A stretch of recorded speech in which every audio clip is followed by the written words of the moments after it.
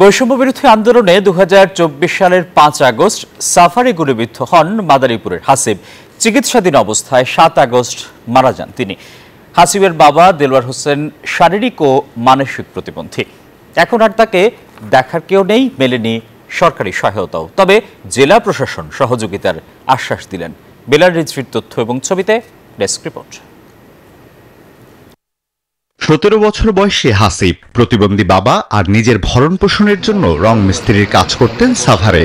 গেল বছর বৈষম্য বিরোধী আন্দোলন শুরু হলে তাতে যোগ দেন তিনি।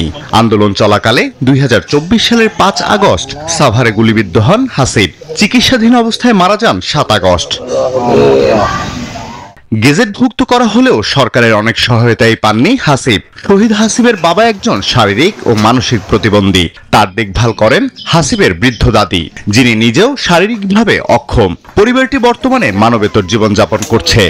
এখন সরকারে যদি এই যে অনুদান দিল ৫ লক্ষ টাকা, পাইলাম না। এরপর ১০ লক্ষ টাকা দিল, তাও আমি পাইলাম না। আমার ঘর বাড়ি কিছুই নেই। অন্য অনেক শহীদ পরিবার সহযোগিতা পেলেও অনেক কিছু থেকেই বঞ্চিত হাসিবের পরিবার। হাসিবের বাবা প্রতিবন্ধী এবং হাসিবের আর একটা ফুপু আছে, সেও প্রতিবন্ধী করে।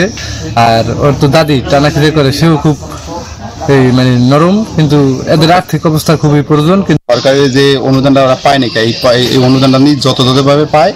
হাসিবের পরিবারের প্রয়োজনীয় সরকারি সহায়তা ও ভাতা প্রাপ্তির জন্য উদ্যোগ নেওয়া হয়েছে বলে জানিয়েছেন জেলা প্রশাসন। ওনার চেকটা এখন পর্যন্ত আমরা পাইনি। ওনার চেকটি পেলে, যেটা বলছিলেন যে উনি একজন প্রতিবন্ধী এবং শারীরিক ও মানসিক প্রতিবন্ধী, আমরা এটা তার নামে যে চেকটা আসবে তার নামে আমরা চেকটা দিয়ে দিব এবং ব্যাংকের ম্যানেজারকেও আমরা বলে রাখবো যেন তাকে সার্বিকভাবে সহায়তা প্রদান করেন।